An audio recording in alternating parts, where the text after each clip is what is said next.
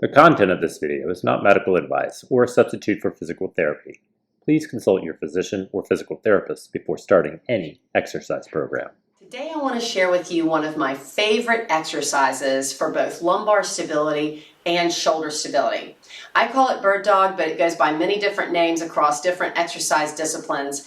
I just find that it is such a great exercise to hit both those key goals, and it provides an excellent building block for more challenging exercises like planks and push-ups.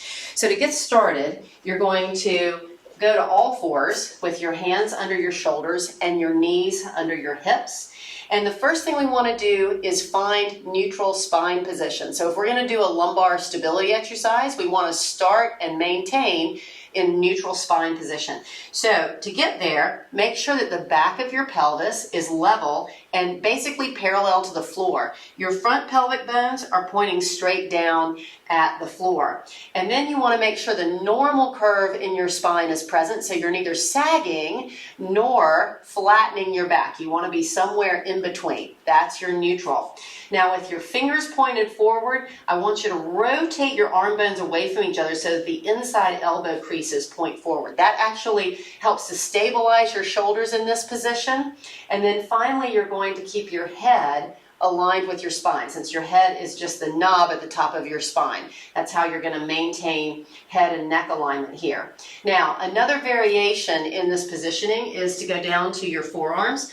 So if your wrists are sore and you just can't stand being on your hands like that, you can do this from your forearms, or even have sort of a raised surface here that you can place your forearms on, and that way you'll feel more level, as if you were on your hands.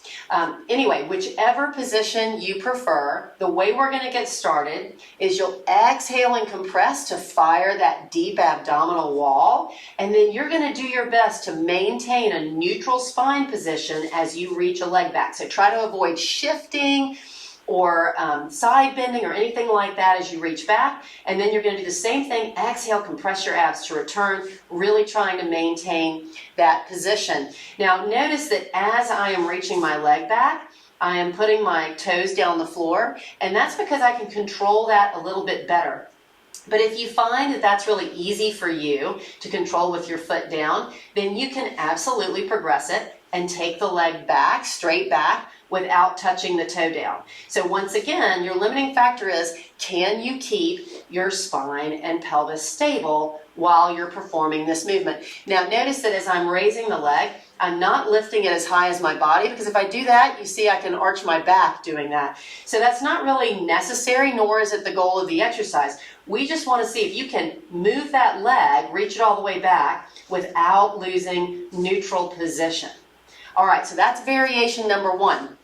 Before I go to variation number two, I just want to remind you that if you find these tips helpful and you really like them, please share them with friends and family. We need your help getting the word out and getting these tips out to people who really want and need them, who might not otherwise find them without you. So we appreciate your shares and your likes, and by all means, please subscribe if you haven't done so yet. All right, now for my second variation, we're going to focus a little bit more on the shoulder side of things. So we'll start in the same position, and once again, you can do this on your forearms if you want to, either way, but you're going to make sure you're in neutral spine position again, fingers pointed forward. You're going to rotate those arms away from each other so that the inside elbow creases point forward, and of course the head's aligned with the neck. Now in this variation, we're going to lift a hand. So as you exhale and tighten your abdominals, you can lift a hand or you can even reach an arm, but the goal here is to make sure you're not just maintaining lower back stability, but you're also maintaining shoulder stability.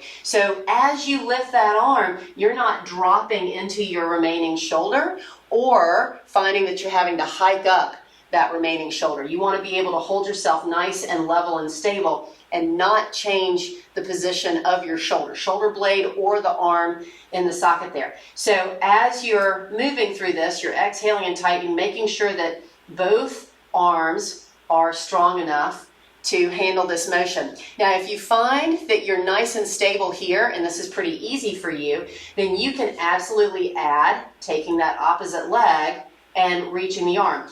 Now, here's the truth though. Your nervous system is going to be the judge of whether you're ready for that next progression.